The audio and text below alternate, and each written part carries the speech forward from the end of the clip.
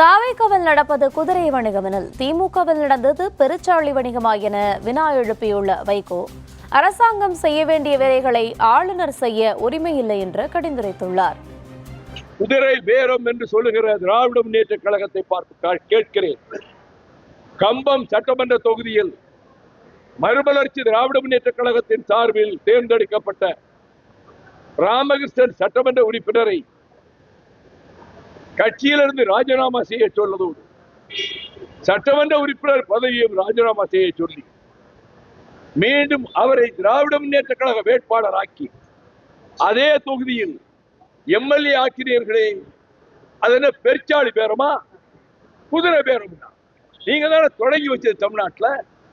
இதை பற்றி சொல்றதுக்கு உங்களுக்கு என்ன அருகதை இருக்கு? இந்த ஆளுநர்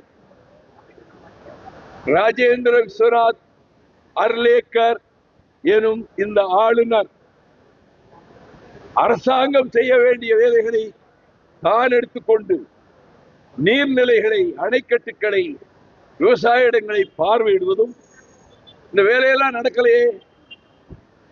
நாங்க கவர்னர் மாளிகையிலிருந்து நாங்களே இறங்கி செய்கிறோம் என்று பேசினார்.